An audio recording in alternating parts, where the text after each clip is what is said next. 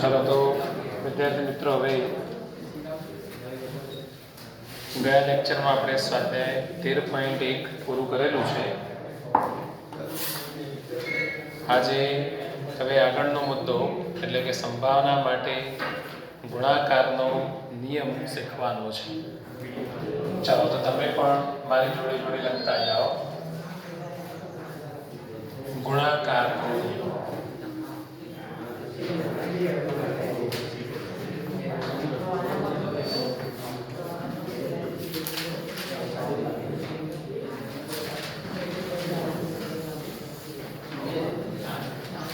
આ બાજુ ઇધર આપો. જો સંભાવના માટે ગુણાકારનો નિયમ P of A છેદ B બરાબર PB into PA શરતી B આ પ્રમાણે છે. P of A છેદ B બરાબર PB into PA શરતી B અથવા P of A છેદ B બરાબર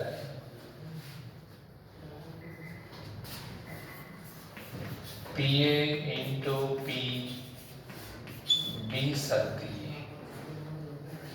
ને બે ઘટનાઓ માટે ગુણાકારનો નિયમ કહે છે.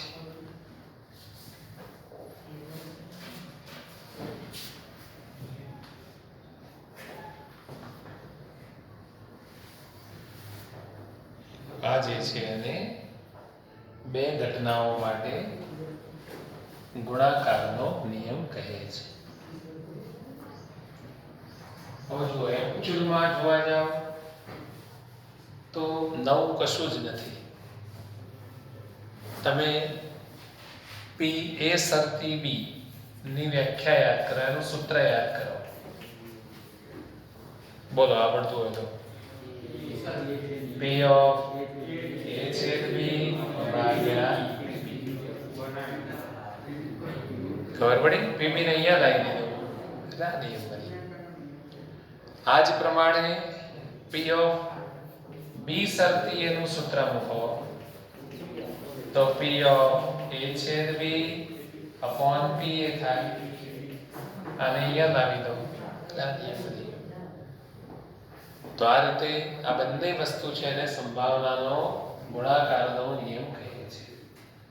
એમાં જો ડાબી બાજુ બંનેમાં સરખી જ છે, જમણી બાજુ જુદી જુદી છે. અને યાદ રાખવી હોય તો એ સરળ બાબત છે. આગળ PB આવતો હોય તો નીચે B આવે, આગળ જો A આવતો હોય તો નીચે A આવે. એ રીતે આપણે યાદ રાખવાનું. અને દાખલામાં તો કિંમતો આપી હોય એ પ્રમાણે ખબર પડી જાય કે આ સૂત્ર મૂકવું કે આ મૂકવું એ ખબર પડી જતી હોય છે. તો આ જે છે એને સંભાવનાનો ગુણાકારનો નિયમ કહે છે. હવે ત્રણ ઘટનાઓ માટે પણ એક નિયમ છે જેનો ઉપયોગ બહુ જૂજ પ્રમાણમાં થાય છે. ત્રણ ઘટનાઓ માટે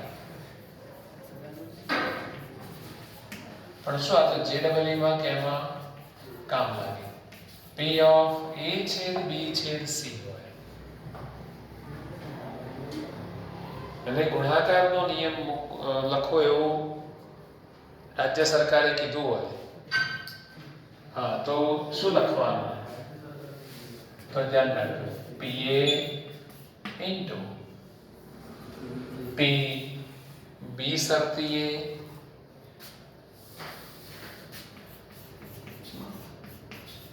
A into PC શરતી A છેદ B.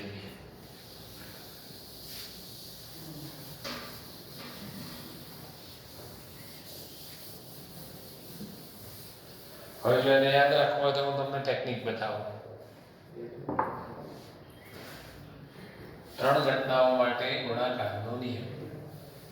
તેમાં શું થાય છે? વારાફરતી જુઓ, PA PB PC જ આવે છે.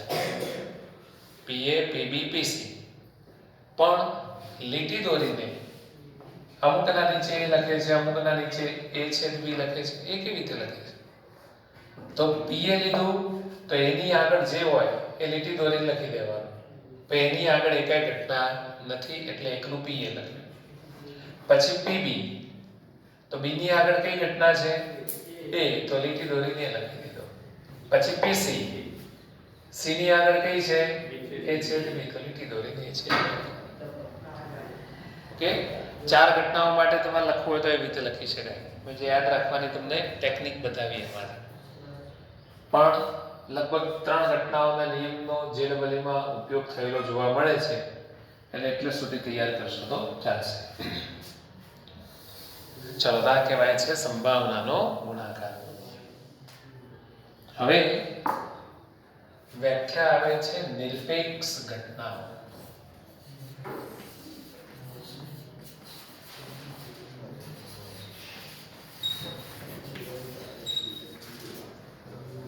Independent events.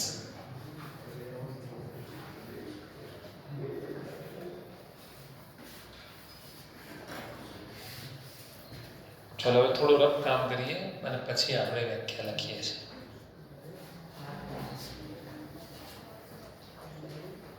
હાલ તમે કશું લખતા નહીં, હું કહું પછી લખજો. ઇન્ડિપેન્ડન્ટ એટલે નિરપેક્ષ, જેને એકબીજા સાથે કોઈ સંબંધ ના હોય એને નિરપેક્ષ ઘટનાઓ કહેવાય. એમાં શું બને? પી ઓફ એ શરતી બી શોધો કે પીએ શોધો, બે સરખું જ આવે. બીના બન્યા પછી એ શોધો કે એકલી એની સંભાવના શોધો, બે સરખું જ આવે. એનો મતલબ બીનો એ ઉપર કોઈ પ્રભાવ જ પડતો નથી અથવા એ બી ઉપર આધાર રાખતી નથી. જો આવું થાય તો આનો અર્થ થાય એ બી ઉપર આધારિત નથી એટલે એ ઘટનાઓને નિરપેક્ષ ઘટનાઓ કહેવાય. હવે આપણને ગાણિતિક ઘટનાઓ આપેલી હોય, ઘટનાઓ બે પ્રકારની હોય. ગાણિતિક હોય જેના સભ્યો લખી શકાતા હોય, બીજી ઘટનાઓ વ્યવહારિક હોય જેના સભ્યોને એવું ના લખી શકાય. જેમ કે મારા ઘરે લાઈટ જવી એ ઘટનાને હું એ નામ આપું અને બીજી ઘટના બી, શાળાનો બેલ પડવો, એ બી ઘટના નામ આપું. તો આના સભ્યો કેવી રીતે લખવાના? આમાં તમે સભ્ય લખી શકો નહીં એટલે વ્યવહારિક ઘટનાઓ કહેવાય. હું બે ભાગ પાડું છું ઘટનાઓના, ગાણિતિક ઘટનાઓ અને વ્યવહારિક ઘટનાઓ. એટલે ગાણિતિક ઘટનાઓમાં તમે છેદગણ ને યોગગણ ને એવું બધું શોધી શકો. વ્યવહારિક ઘટનાઓમાં એવું શોધાય ના. તો એને આપણે કેવી રીતે સમજવાનું એવું? તો અહીંયા એવું કીધું કે જો બી એ ઉપર આધારિત ન હોય તો એને નિરપેક્ષ ઘટનાઓ કહેવાય. વ્યવહારિક ઘટનાઓમાં આપણે એ સાદી રીતે સમજવાનું કે એનો બી ઉપર કે બીનો એ ઉપર કોઈ પ્રભાવ ના પડતો હોય તો નિરપેક્ષ ઘટનાઓ. ઘટના એ શાકુંતલમાં લાઈટ જવી અને ઘટના બી આ સેકન્ડરી સ્કૂલમાં બેલ પડવો. બોલો, એ બેન એકબીજા સાથે કોઈ લેવા દેવા ખરું? કંઈ ગમે એટલું બેલ ખખડાય કરીએ, તોડી નાખ્યો તો લાઈટ જાય ના, એ બેને કોઈ સંબંધ નથી. આ ઘટનાઓ છે નિરપેક્ષ ઘટનાઓ. પણ ગાણિતિક ઘટનાઓમાં કેવી રીતે જોવાનું? તો ગાણિતિક ઘટનાઓમાં એના કરતાં પણ સહેલું છે. અહીંયા તમે આનું સૂત્ર મૂકી દો, પી ઓફ એ છેદ બી અપોન પીબી બરાબર પી. આને અહીંયા લાવી દો એટલે પી ઓફ એ છેદ બી બરાબર પીએ ઇન્ટુ પીબી થઈ જાય. તો આ શરત ચેક કરવા જાય, છેદનું ઇન્ટુ થઈ જાય. બે ઘટનાઓ વચ્ચે છેદ આપેલો હોય એનો અહીંયા ઇન્ટુ એટલે ગુણાકાર થઈ જાય. તો એ ઘટનાઓને નિરપેક્ષ ઘટનાઓ કહે છે. અને વ્યવહારિક ઘટનાઓ માટે મેં કીધું એ પ્રમાણે એક ઘટનાનો બીજી ઘટના ઉપર કોઈ આધાર ના હોય એને નિરપેક્ષ ઘટનાઓ કહેવાય. ઓકે, તો ચાલો હું લખાવું એ પ્રમાણે લખો. ઘટનાઓ એ અને બી માટે, ઘટનાઓ એ અને બી માટે જો પીએ છેદ બી બરાબર પીએ ઇન્ટુ પીબી થાય PA છેદ B બરાબર PA ઇન્ટુ PB થાય તો A અને B ને નિરપેક્ષ ઘટનાઓ કહે છે.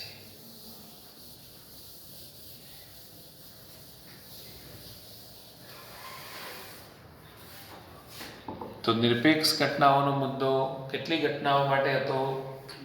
2 ઘટનાઓ માટે. હવે જો 3 ઘટનાઓ હોય મિત્રો, ધ્યાન રાખો, 3 ઘટનાઓ A, B અને C માટે, તો એમાં 2 શબ્દો આવશે. એક આવશે જોડયુક્ત નિરપેક્ષ, જેની વ્યાખ્યા હું તમને હમણાં લખાવું છું, અને બીજો આવશે મુદ્દો પરસ્પર નિરપેક્ષ.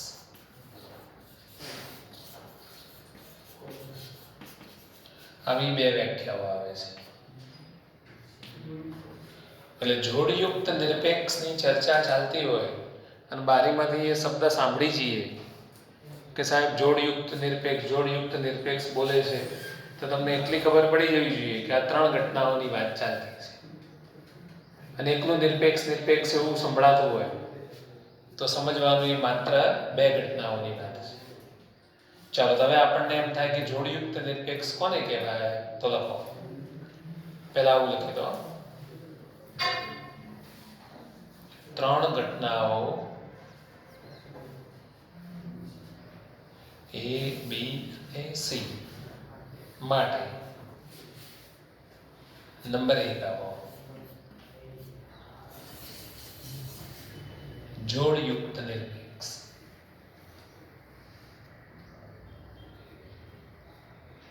જોડયુક્ત નિરપેક્ષ, જેમ આયોડિન યુક્ત મીઠું હોય એવી રીતે જોડયુક્ત.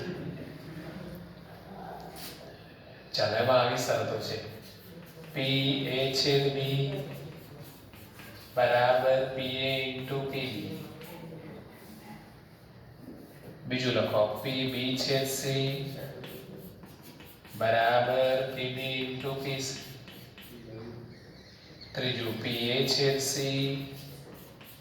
બરાબર PA ઇન્ટુ PC. થાય તો તેમને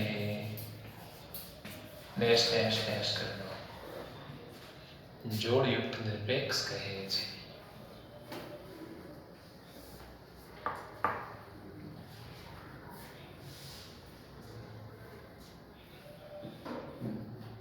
જોડ, A ને B ની જોડ, B ને C ની, A ને C ની જોડ.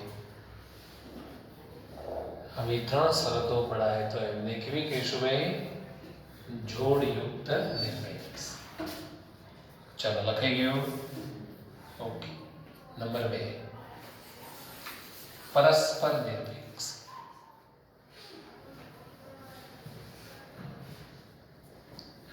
હવે જુઓ, પરસ્પર નિરપેક્ષમાં આ 3 મુદ્દા તો ખરા જ, એ તો આપણે ફરીથી લખવા જ પડશે. પણ એ 3 લખ્યા પછી એક મુદ્દો ચોથો ઉમેરી દેવાનો. આ 3 મુદ્દા તો ખરા જ, અને એક ચોથો મુદ્દો PA છેદ B છેદ C બરાબર PA into PB into PC. જો આવું થાય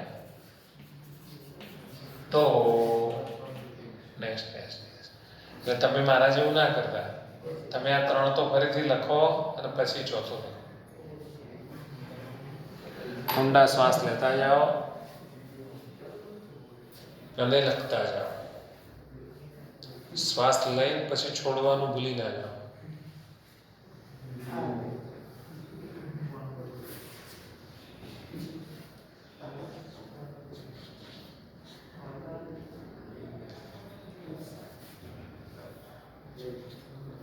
સુવર્ણ અક્ષરે ચોપડામાં લખતા રહેજો.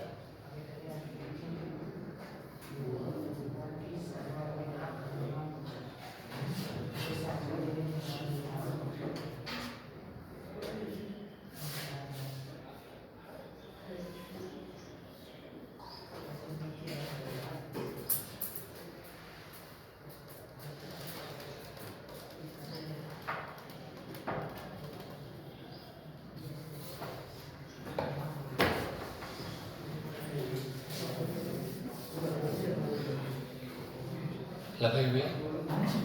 ચાલો હવે આપણો આ નવો ટોપિક આખો પૂરો થઈ ગયો, પણ જોડે જોડે બીજી વાત કરું કે પુસ્તકમાં આવું છેદને બદલે ઘણી વખત આવું લખતા હોય છે. ધ્યાન રાખજો, એ છેદ બી ને બદલે એ બી પણ લખે છે.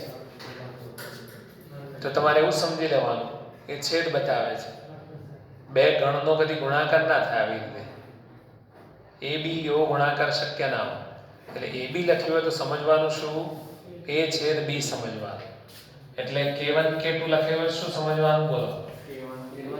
K1 છેદ K2, K1 છેદ K2 સમજવાનું. બરાબર? ચાલો હવે આપણે ઉદાહરણ જોઈએ.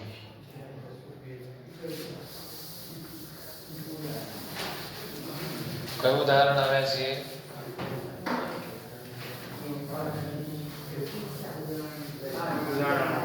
પાઠ આવે છે.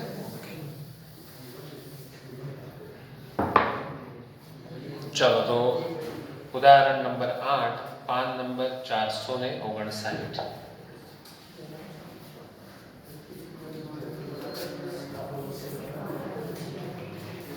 ચલો કોણ સારી રીતે વાંચશે? હેત વાંચોડો.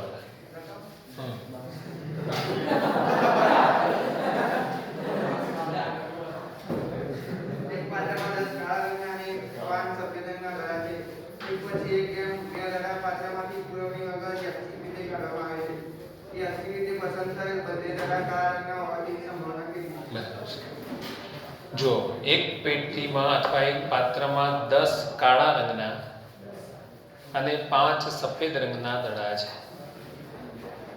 એક પછી એક એમ 2 દડા પાત્રમાંથી પુરવણી વગર યાદચ્છિક રીતે કાઢવામાં આવે છે.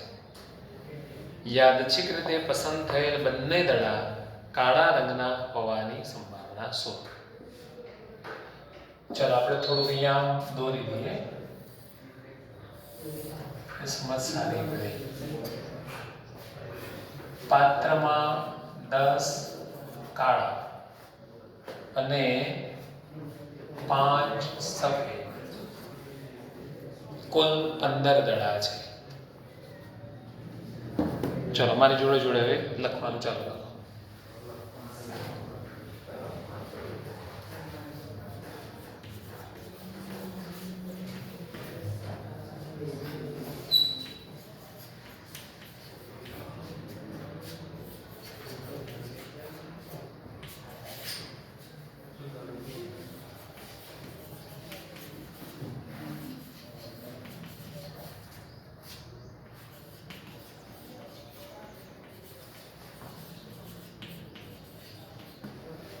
કુલ 15 દડા છે, જેમાંથી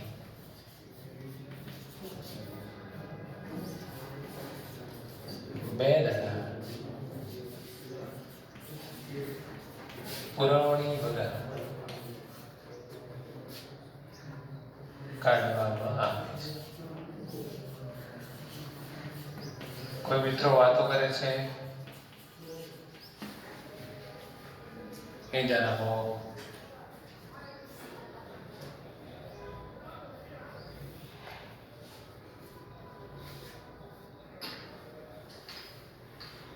હવે અહીંયા નિદર્શાવકાશ લખવાનું કામ બહુ અઘરું છે.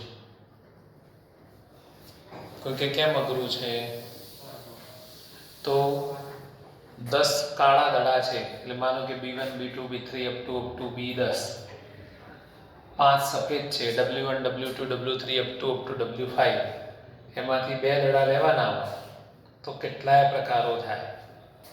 કેટલાય પ્રકારો એટલે માનો કે પહેલો B1 દડો આવે, પછી W1 આવે, B1 આવે, W2 આવે, આવા અનેક પ્રકારો થાય. એટલે અહીંયા સંખ્યા ખૂબ મોટી થઈ જાય છે, માટે આપણે લખતા નથી. એ સંખ્યા કેટલી થાય એ જાણી શકાય. કોઈને ખ્યાલ છે? 15 માંથી બે વસ્તુઓની પસંદગીના પ્રકારો. 11મા ધોરણમાં આવતું હતું, વર્ગમાં 15 વિદ્યાર્થીઓ હોય, એમાંથી બે વિદ્યાર્થીઓ પસંદ કરવા હોય તો કેટલી રીતે કરી શકાય? 15C2 प्रकार रहता है। એટલે ખાલી અહીંયા હું તમને યાદ કરાવડાવું છું 15C2 પ્રકારે બે દડાની પસંદગી થઈ શકે એટલે કે 15 ગુણ્યા 14 ભાગ્યા 2 ગુણ્યા 1 2 સિત્તા 14 15 સિત્તા 105 આમાં 105 ઘટકો આવે જો લખવા બેસીએ તો એટલે આપણે ઘટકો લખવા નથી બરાબર જુઓ ક્રમચય સંચય વાળું સૂત્ર ત્યારે જ મુકાય જ્યારે પુરવણી વગર કાઢવાના હોય દડા પુરવણી વગરનું શું મતલબ થાય એક દડો પસંદ કરવાનો એટલે બાજુમાં મૂકી દેવાનો પછી બીજો દડો પસંદ કરવાનો એ પુરવણી વગર કહેવાય ખ્યાલ અને પુરવણી સહિત કોને કહેવાય દડો લેવાનો જોવાનો હા ભાઈ બહુ સરસ દડો છો પાછો મૂકી દેવાનો પછી પાછો બીજો દડો લેવાનો હા લારી પર આપણે સફરજન લેવા ગયા હોય અને એક સફરજન લઈએ એટલે આવા સફરજન લાવે છે હા ઓગસ્ટ સફરજન એને લેવો છે પાછું મૂકીએ ભાઈ પાછું બીજું લઈએ આવું 8-10 વખત કરીએ અને લારી વાળાને કહીએ તું તો આ બોગસ સફરજન લાવે છે આમને તેમને લારી વાળો જોઈ રહ્યો હોય એને ખબર હોય કે એ સફરજન જોઈને એનું પાછું મૂકે છે પાછું એનું જ હાથમાં આવે છે એટલે લારી વાળો તરત પછી તમને સૂચન કરે કે તમે પુરવણી સહિત પસંદગી કરો છો પુરવણી સિવાયની પસંદગી કરો પણ એ ક્યારે બોલી શકે ભણેલો હોય તો ચાલો હવે બસ અમે વાત કરી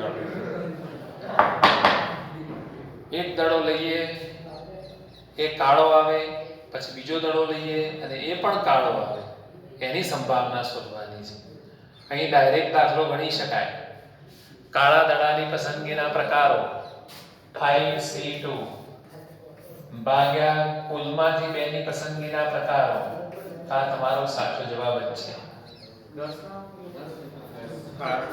કાળા 10 છે ઓકે મને એ ભૂલ થઈ પણ આ રીતે ગણો તો પણ કમ્પ્લીટ જવાબ આવશે અને સાચો જ છે પણ આપણે શરતી સંભાવના પ્રમાણે આગળ વધીએ આ એ ચેપ્ટર ચાલે છે પરીક્ષામાં ગણી શકાય આ રીતે ચલો આપણે ધારી લઈએ ધારો કે ઘટના એ પ્રથમ દડો કાળો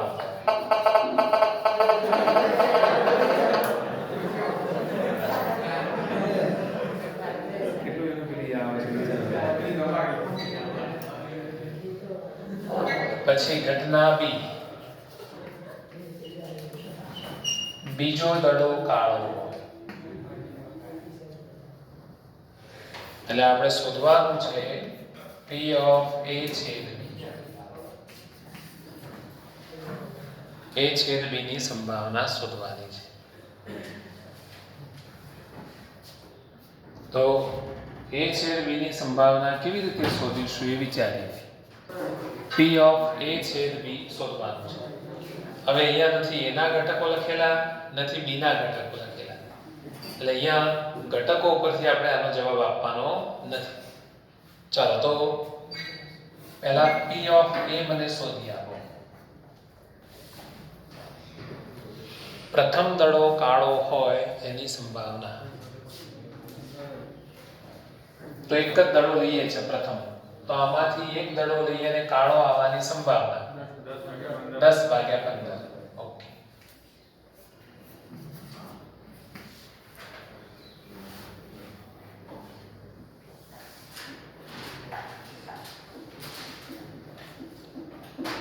ચલો હવે પ્રથમ દડો કાળો છે તેમ માની લઈએ એ ઘટના બની છે એવું ધારી લઈએ માની લઈએ તો બી ની સંભાવના એટલે તમે શું ધારી લીધું ભાઈ કે પહેલો દડો કાળો છે એવું ધારી લીધું મતલબ કે આમાંથી એક કાળો ઓછો થઈ ગયો 9 કાળા 5 સફેદ 14 દડા છે એ સંજોગોમાં બી ની સંભાવના 9/14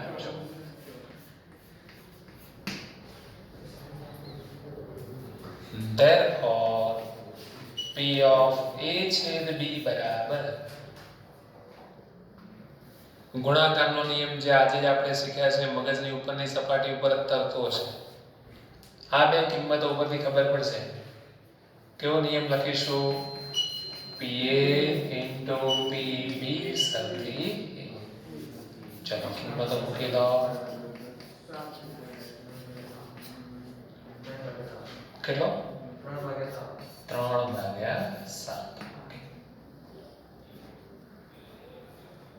અને આ રીતે ગણશો તો એ જ જવાબ આવવાનો છે.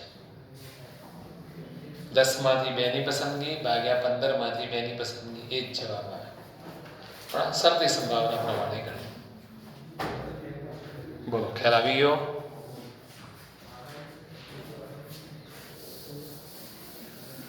આપણે 11મા ધોરણમાં ડાયરેક્ટ જ ગણતા હતા કે આમાંથી 2 દડા પસંદ કરીએ તો કાળા આવવાની સંભાવના 10 C2 ભાગ્યા 15 C2. આ જ બાબત છે. પણ એ 11મા ધોરણવાળી વાત ક્યારે લાગુ પડે? પુરવણી વગર હોય તો. ચાલો હવે ઉદાહરણ નંબર 9. કઈ પણ પ્રશ્ન થાય તો મને પૂછી લેજો. ઘણા લોકો એવું વિચારતા હોય કે સાહેબ પ્રકરણ પૂરું થતો એવું શીખવાડી દેશે કે કેવી રીતે દડા લઈએ તો બંને કાળા આવે. એવા જવાબની રાહ જોતા. પણ આપણે એવું શીખવાડતા નથી, એ ધ્યાન રાખજો. આ એની સંભાવના અથવા શક્યતા જોઈએ છે. ચલો 9માની રકમ વાંચીએ. શું કહે છે?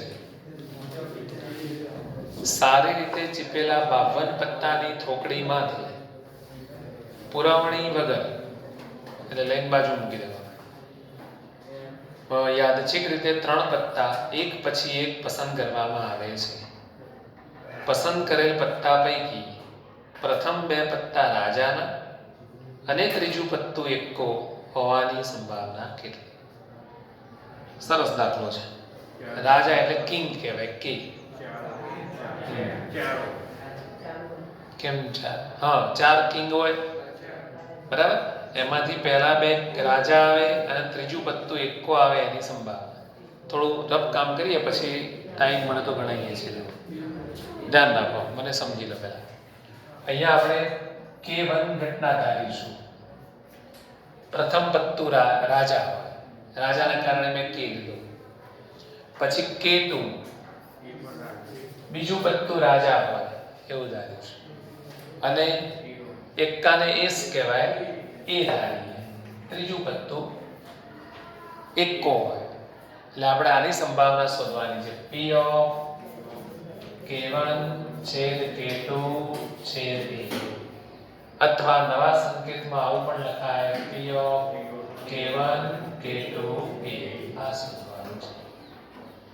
એટલે 3 ઘટનાઓ માટે સંભાવનાનો જે ગુણાકારનો નિયમ છે એ મૂકવો પડશે, બરાબર. એમાં આની જરૂર પડશે. પહેલું P K1 ની જરૂર પડશે. પહેલું પત્તું રાજા હોય એની સંભાવના કેટલી? તો 4 રાજા હોય, 48 અન્ય હોય, કુલ 52 પત્તા હોય. તો આમાંથી રાજાની સંભાવના 4/52. ચલો, P K1 બની છે એવું ધારી લઈએ. પહેલો રાજા આવ્યો છે એવું ધારી લઈએ. તો બીજો રાજા આવવાની સંભાવના, હા, પહેલું પત્તું રાજા છે બાજુ મૂકી દીધું એવું તમે ધારી લીધું. લીટી દોરી K1 મૂકી એટલે એક રાજા ઓછો થઈ ગયો. 3 ને 48 51 થઈ ગયા. તો એમાંથી રાજા આવવાની સંભાવના 3/51. પછી એવું ધારી લઈએ, પહેલું પત્તું રાજા છે અને બીજું પત્તું એ રાજા છે, છેદના બદલે ઈંટુ કર્યું. તો ત્રીજું પત્તું એક્કો આવવાની સંભાવના. તો પહેલો રાજા હોય એટલે એક ઓછો થયો, બીજો રાજા છે, બીજો રાજા ઓછો થયો, 2 રાજા છે, 48 અન્ય છે, કુલ 50 છે. આમાં એક્કા 4 છે એટલે એક્કો આવવાની સંભાવના 4/50. બસ હવે પેલો ગુણાકારનો નિયમ મૂકી દો તો આ ત્રણેય કિંમતોનો ગુણાકાર થઈ જાય. ખ્યાલ આવ્યો? એટલે જોવું હોય તો પુસ્તકમાં જોઈને ગણી નાખશો તો વાંધો નહીં આવે. મને લાગે તમને ખબર પડી ગઈ. હા બસ મેં સમજાવ્યું એ પ્રમાણે જ છે. બોલો ગણી નાખશો ને. નિરપેક્ષ ઘટનાઓનો ટોપિક પણ ચલાવી દીધો છે એટલે દાખલા જ ગણવાના છે ખાલી. હા પાછળનું રદ કરેલું છે. So we can see next time. Have a nice day.